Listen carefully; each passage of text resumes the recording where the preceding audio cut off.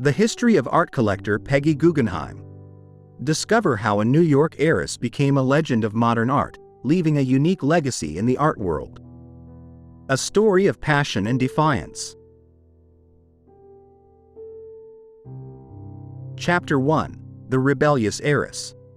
Born in 1898 into a family of magnates, Peggy Guggenheim was the heiress to a vast fortune. Her family, known for its prominent role in the worlds of banking and art, was established in New York, an epicenter of culture and economic power at the time. Peggy's life began in this setting of opulence, but from an early age, it was evident she would not blindly follow the path set by her lineage. Growing up in a privileged environment, Peggy's education was typical for a young woman of her class, marked by prestigious educational institutions and travels through Europe. However, Peggy showed little interest in social conventions and displayed an early inclination towards rebellion. This rebellion was not merely superficial. It was a search for a more profound meaning in life, something beyond luxuries and wealth. Peggy often found herself at odds with her family, especially with the expectations placed upon her as a woman of her social status. The traditional path of marriage and domesticity did not appeal to her. In her adolescence, she began to question the norms of her surroundings, seeking her path. This desire for independence and her interest in the world beyond the confines of her home and high society were precursors to the extraordinary life she was destined to live. In the early 20th century, New York was booming, a city of contrasts and possibilities. In this environment, Peggy began to explore her passions and interests. Her rebelliousness manifested not only in her lifestyle choices but also in her growing interest in art and culture. This stage of her life was a mix of personal exploration and defiance of family expectations, marking the beginning of her journey towards a less conventional and more authentic life. Chapter 2. Paris and the Beginnings of a Passion. In the 1920s, a decisive turn occurred in Peggy Guggenheim's life, her arrival in Paris. The city, with its vibrant artistic and literary scene, was the epicenter of experimental artists. Immersing herself in this world, Peggy found herself at the heart of a cultural revolutionary movement. Paris was not just a place of refuge from the constraints of her previous life in New York, but also fertile ground for the birth of her passion for modern art. In Paris, Peggy surrounded herself with artists and writers whose ideas and works challenged conventional norms. The city was a melting pot of creativity, home to figures like Ernest Hemingway, Gertrude Stein, and James Joyce. These friendships and encounters not only nourished her appreciation for art and literature but also shaped her perspective and taste. Peggy was not just a spectator. She was beginning to play an active role in the art world. During her stay in Paris, Peggy began to develop a critical eye and a unique sense for identifying and appreciating modern art. Initially, her interest was more inclined towards appreciation than acquisition. However, gradually, she began to collect works, initially modestly. This initial phase was crucial for the development of her skill as a collector, a skill that would later define her legacy in the art world. Peggy's time in Paris was not only a period of artistic discovery but also of personal self-discovery. She increasingly distanced herself from her past as a fortune heiress and began to define her identity as an art patron. This era marked the beginning of her transformation from being a mere heiress to a vast fortune to becoming a key figure in the history of modern art. Chapter 3. Between War and Art. As the 1930s progressed, Europe was immersed in a climate of uncertainty and tension. The rise of Nazism and the omens of World War II formed an alarming backdrop. Peggy Guggenheim, aware of the political and social situation, began to see art not only as a form of personal expression but also as a means of resistance and preservation. Her focus on art became more passionate and directed, especially in the context of safeguarding the works and lives of artists threatened by the Nazi regime. Peggy's attitude towards art acquisition underwent a significant change during this period. It became a mission for her to acquire and protect the works of Jewish artists and those persecuted by the Nazis. This endeavor was not just a matter of collection but also an act of defiance and resistance. She began to buy art with an urgency that reflected the severity of the situation in Europe, understanding that each work she saved was a piece of culture and humanity preserved from barbarism. This period also witnessed a growing commitment and maturity in Peggy's vision of art.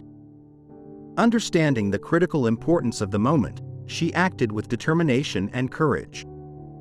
She became actively involved in the art circuit, not just as a collector, but also as a protector and promoter of modern art. Her approach was decisive, buying art not just for its aesthetic value but also as a means of support and salvation for endangered artists. The 1930s cemented Peggy Guggenheim's reputation as an influential figure in the art world. Her attitude in the face of adversity and her commitment to the artistic cause in a time of profound political and social turmoil revealed her strength and vision. This stage of her life enriched her collection with significant pieces and demonstrated her unwavering dedication to art and artists, a hallmark of her legacy. Chapter 4: The Gallery of Adventure. In 1938, in a bold move that marked a milestone in her career, Peggy Guggenheim opened her art gallery in London, named Guggenheim Jeune. This venture was not just a gallery. It was a statement of principles, a space dedicated entirely to modern art and the promotion of artists who were not yet widely recognized. The opening of Guggenheim Jeune symbolized Peggy's commitment to the artistic thought leaders and her desire to bring modern art to a broader audience. The gallery quickly became an epicenter of modern art.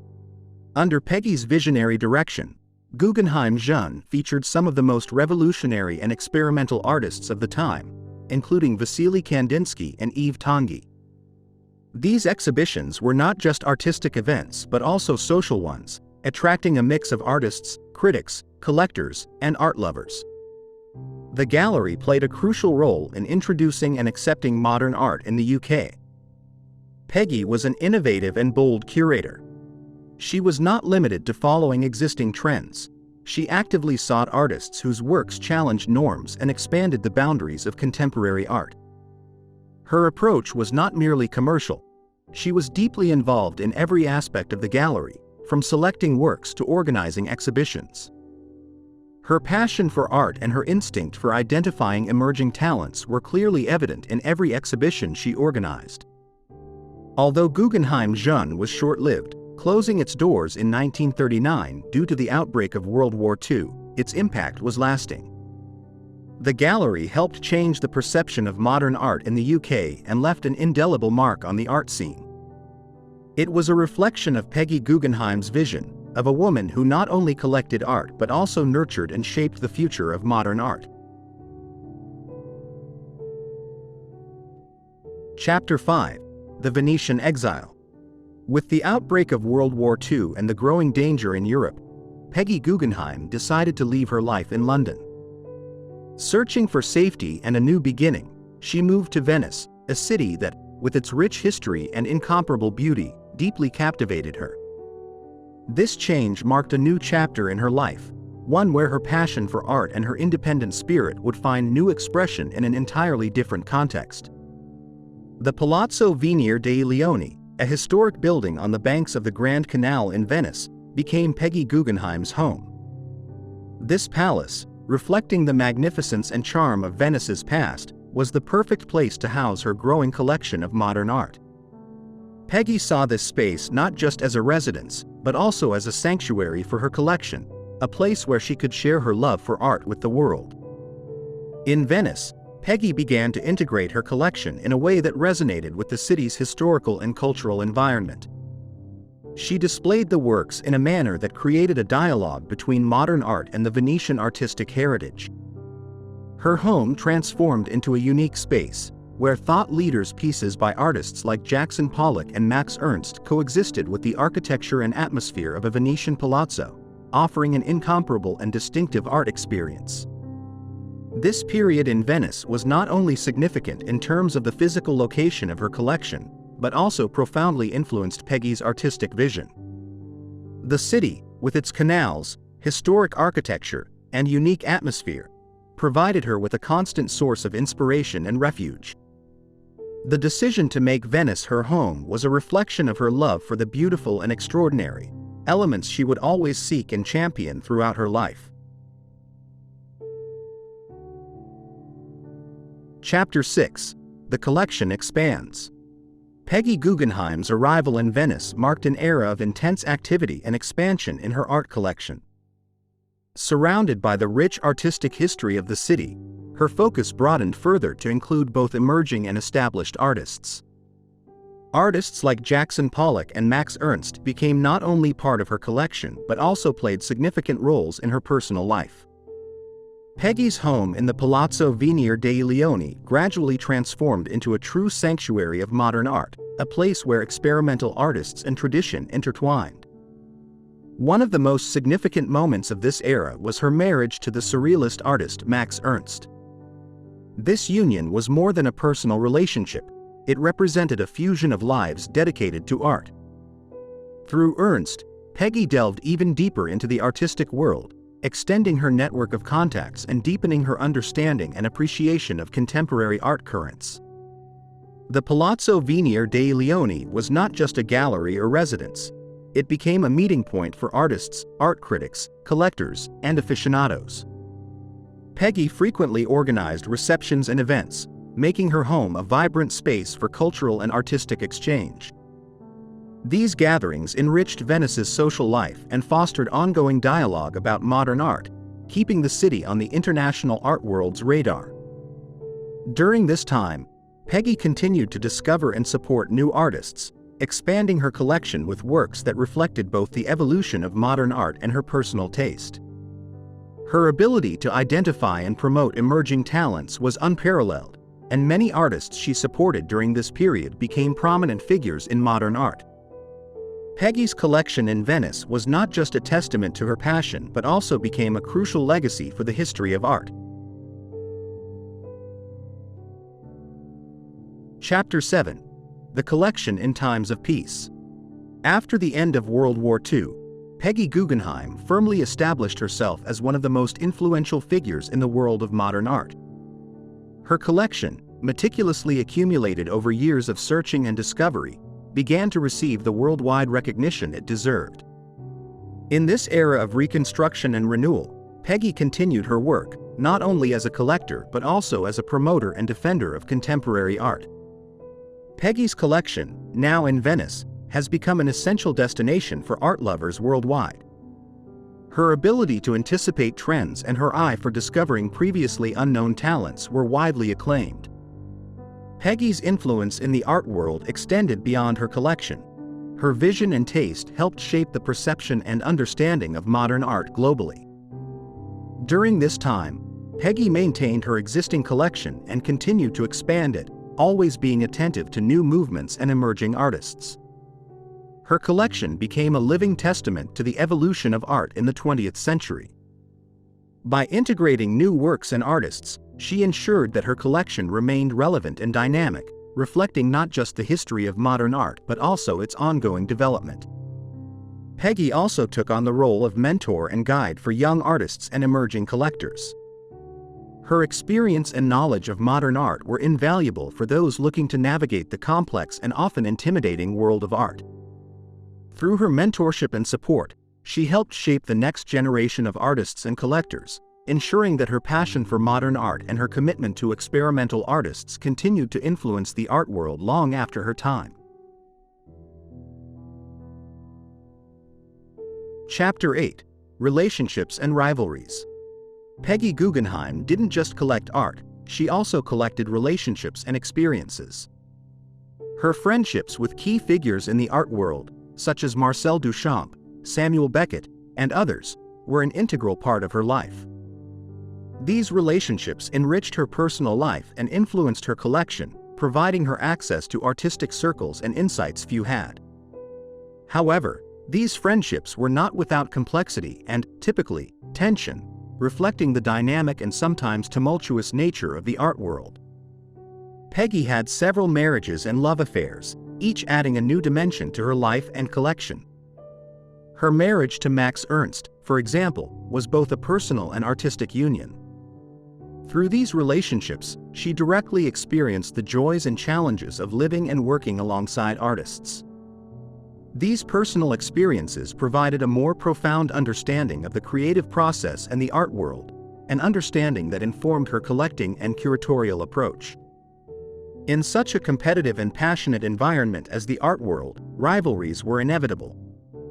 Peggy often found herself competing with other collectors and museums, struggling to acquire coveted works and establish relationships with promising artists. These rivalries, both personal and professional, were sometimes public and often intense, but they also served to fuel her determination and sharpen her vision as a collector. Despite the complexities of her personal and professional relationships, Peggy Guggenheim left an indelible mark on the art world. Her connections, both friendly and competitive, played a crucial role in shaping her collection and legacy. These relationships, with their challenges and triumphs, not only shaped her life but also the history of modern art, demonstrating the interconnectedness between art, life, and human relationships. Chapter 9: The Lady of Venice. As Peggy Guggenheim settled in Venice, her presence became an intrinsic part of the city's cultural fabric. She was not just a foreign collector living in a historic palazzo. She transformed into an emblematic figure of Venetian life. Her lifestyle, her collection of experimental artists' art, and her frequent social events contributed to her fame, earning her the nickname, the Lady of Venice. Her home became a pilgrimage site for art lovers, a place where Venice's past and present met. The Palazzo Venier dei Leoni, more than just a home or gallery, stood as a cultural symbol in Venice. Under Peggy's stewardship, the palazzo transformed into a space where modern art was displayed in a historic setting, creating a bridge between different eras and artistic styles. This unique approach attracted visitors from around the world and established a new paradigm for presenting and appreciating contemporary art. Peggy's relationship with Venice was reciprocal. While she gave the city a new cultural focal point, Venice provided her with the inspiration and backdrop for her life and work. Her love for the city was reflected in her efforts to preserve and enrich its cultural heritage. Through her activities and presence, she significantly contributed to Venice's cultural profile, reinforcing its position as one of the world's most important artistic cities. Towards the end of her life, Peggy's influence in Venice was undeniable. Her legacy resided not just in her art collection or the palazzo, but also in the way she had enriched the city's cultural life. Her passion for art and her commitment to the experimental artists left an indelible mark on Venice, ensuring that her spirit and vision continued to inspire future generations of artists, collectors, and art lovers. Chapter 10: Peggy's Eternal Influence. Reflecting on the life and career of Peggy Guggenheim, it's clear that her impact on modern art goes beyond her impressive collection. Her intuitive and passionate approach to acquiring and promoting art changed the landscape of the artistic world. Through her vision and support, she helped launch and consolidate the careers of numerous artists, some of whom became icons of the 20th century. Her legacy resides not just in the works she collected, but also in the spirit of exploration and courage that imbued her approach to art. Interviews with contemporary artists, curators, and critics reveal the depth and durability of Peggy Guggenheim's influence. Her openness to new ideas and willingness to challenge established norms resonated deeply with subsequent generations. Many artists and art professionals today cite her approach as a key inspiration in their pursuit of originality and authenticity in art. Peggy Guggenheim's collection, now accessible to the public in her former Venetian home, continues to be a source of inspiration and education. Visitors from around the world flock to experience firsthand the astonishing array of works. This collection serves not just as a testimony to her life and time but also acts as a catalyst for contemporary artistic thought and creation. The story of Peggy Guggenheim is one of passion, courage, and vision. Her commitment to art and her tireless pursuit of novelty transformed the world of modern art and left a legacy that transcends time and trends. Through her collection, her support of artists, and her cultural influence, Peggy Guggenheim remains a central figure in the narrative of modern and contemporary art, a symbol of audacity and innovation in collecting and promoting art.